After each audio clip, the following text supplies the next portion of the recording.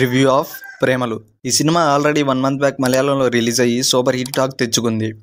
అయితే అక్కడ super hit talk రావడంతో మనకు తెలుగులో కూడా రిలీజ్ చేశారు. అయితే ఈ మూవీ చూసిన తర్వాత నా ఎక్స్పీరియన్స్ చెప్పాలంటే పర్లేదు, బాగానే ఉంది. పెద్దగా స్టోరీ ఏం లేదు, కానీ వాళ్ళ పర్ఫార్మెన్స్తో మనల్ని ఇంప్రెస్ చేస్తారు. కాకపోతే రన్ టైం మరీ లెంతీగా ఉంది. ఫ్యామిలీతో చూడొచ్చా అంటే లాస్ట్లో హీరో అను వాళ్ళ ఫ్రెండ్ ఇద్దరు లిప్ లాక్ పెట్టుకుంటారు. ఇద్దరు మగవాళ్ళే, మరి అది ఎందుకు పెట్టారో నాకు అర్థం కాల. అది తప్ప మిగతాదంతా చూడొచ్చు. అసలు బేసిక్ స్టోరీ ఏంటంటే, లవ్ ఫెయిల్యూర్ అయిన హీరో హైయర్ స్టడీస్ కోసం యూకే వెళ్ళాలని అనుకుంటాడు. బట్ అన్ఫార్చునేట్గా వీసా రిజెక్ట్ అవుతుంది. ఇంకా చేసేది ఏమీ లేక వాళ్ళ ఫ్రెండ్తో కలిసి హైదరాబాద్కి వచ్చి గేట్ కోచింగ్ ప్రిపేర్ అవుతాడు. ఆ టైంలోనే హీరో వాళ్ళ సారు ఆయన మ్యారేజ్కి ఇన్వైట్ చేసుకుంటాడు. ఆ మ్యారేజ్లోనే హీరో హీరోయిన్ని చూస్తాడు. సో మ్యారేజ్ తర్వాత ఏమైంది, వాళ్ళు మళ్ళీ కలుసుకున్నారా లేదా అన్నది సినిమా స్టోరీ. ప్లస్ పాయింట్స్: మెయిన్గా ఈ సినిమాని తెలుగులో మన తెలుగు డబ్బింగ్ బతికిచ్చిందని చెప్పుకోవచ్చు.